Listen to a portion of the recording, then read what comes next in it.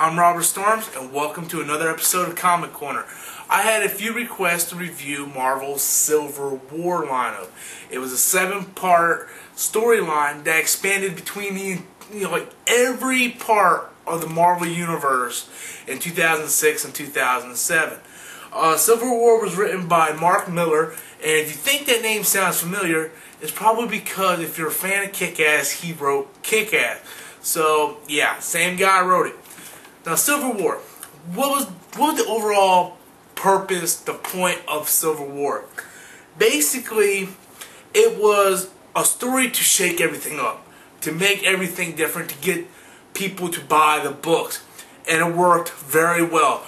Because before Civil War came out, I didn't read comics for 10 years. The last time I bought a comic, I was in 6th grade. And then one time I was flipping through the channels, Comic-Con was on, I watched Comic-Con on G4, and they had Joe Quesada on there talking about Civil War. And one of the major features on Civil War that got me into it, because I'm overall a Spider-Man fan. That's my major fanboy, book. That's what I like, Spider-Man. And one of the major things in Civil War was the unmasking of Spider-Man, where Peter Parker took his mask off. So that right there triggered me to buy it, because in Civil War #2 is where Peter Parker takes his mask off and exposes himself to the world. And I was really interested in that, to see what the outcome would be. How would J. Jonah Jameson take it? How would his villain, his most evilest villains take him unmasking? But then when I picked up Civil War #1 to get into the story, I found out that this affects everybody, not just Peter Parker, Mary Jane in the Spider-Man universe. I mean, this affects everybody from the Fantastic Four to Captain America to Iron Man, Black Panther. I mean, it expands all over Marvel's universe. And at the end of the day, when Civil War ended in issue 7, nothing was the same. I mean, it forever went down, and it cannot be changed unless you read Spider-Man One More Day, and I'll get to that later. But basically, this is what happened. Things on the superhero front has been shaky for a while. Things have been occurring that is questionable, to say the least. And the government is starting to step in and say, well, why are these superheroes able to act outside the law? And we don't know who they are, and stuff like that. And things have been boiling and been boiling. And what really set things over, what really blew the pot over, was there's these group of villains, these super villains. Nitro was one of them.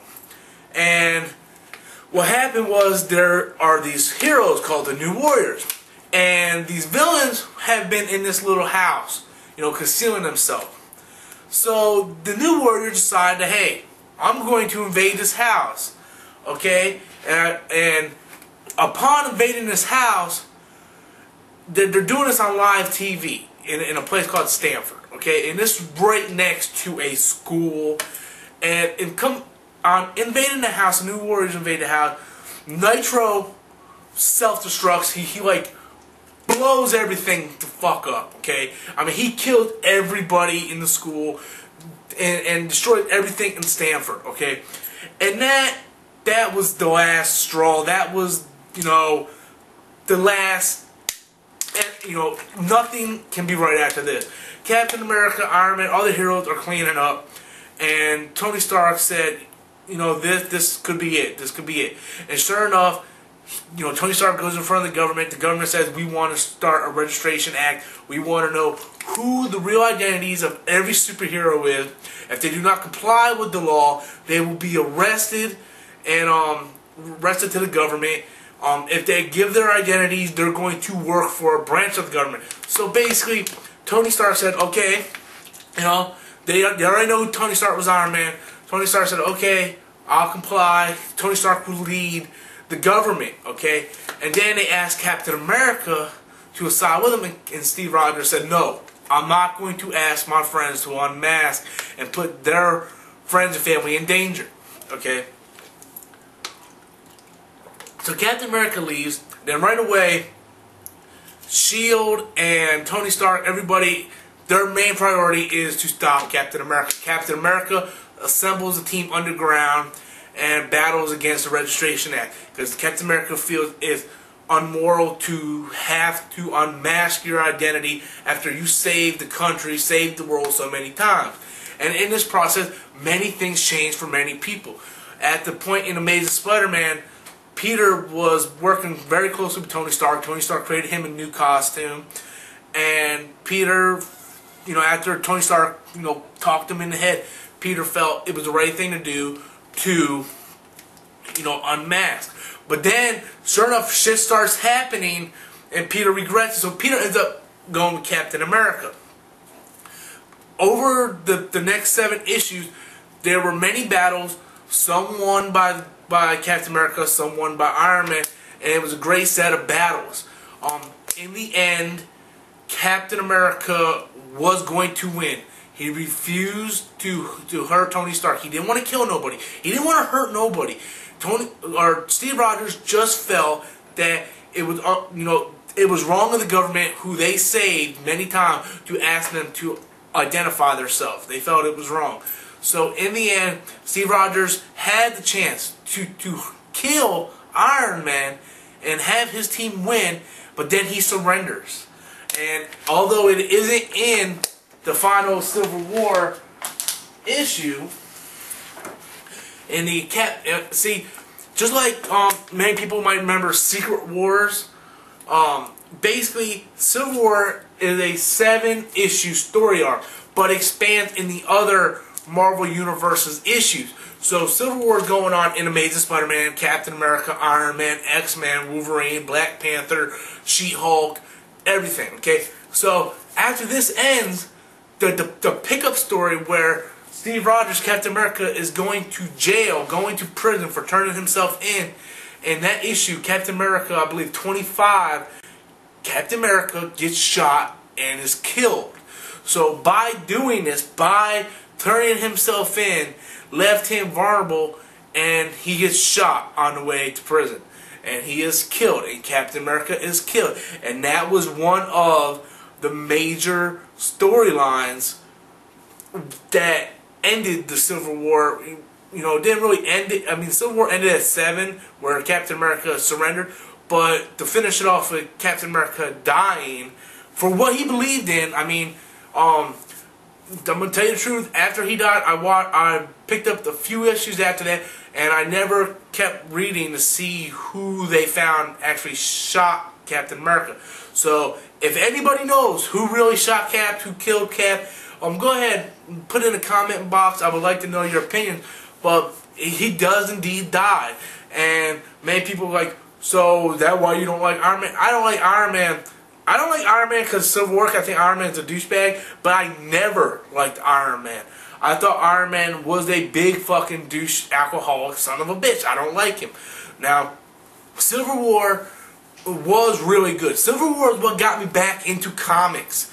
Like I said, I didn't read comics since I was in 6th grade, and then this came along and I picked it up. And you know what it did? It got me interested into other characters I had no interest in. Before Civil War, I was strictly Spider-Man, Daredevil. That's it. Occasionally Punisher if there's a good story. But after Civil War came out, it got me buying Black Panther books. I never cared about Black Panther. It got me buying X-Men books. I very rarely ever cared about X-Men. It had me buying She-Hulk.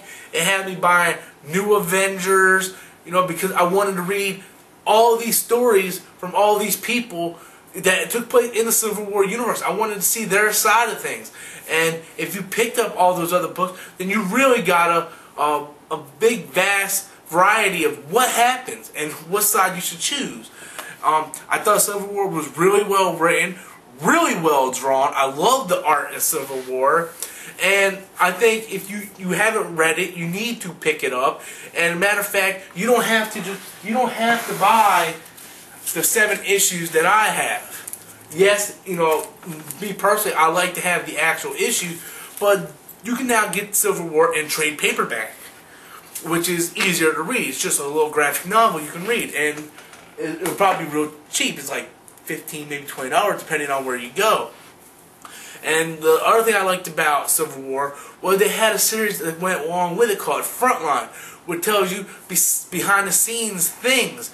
And I really liked how Civil War was executed. And for a couple years there, it took over the Marvel Universe. And I thought it was a really good story, really well done. Mark Millar, great writer. I love his work. I love his work in Kick-Ass. I just like the writer, and I thought Civil War was really well done. If you have anything to add, any questions you'd like me to answer in my next video, go ahead and put in the comment box or message me at stormsinkmail@yahoo.com. I will start picking one question a week on my next Comic Corner, and I will answer that. So if you have a question, go ahead and leave it in the comment box, email me, and I'll might pick your question next week and answer it. Also, Kick-Ass 2 Balls to the Wall came out this past week, and I'm getting ready to go up to the comic shop and get my issue, and that will be the next thing I review is Kick-Ass 2 Balls to the Wall, issue number 1 on the next Comic Corner.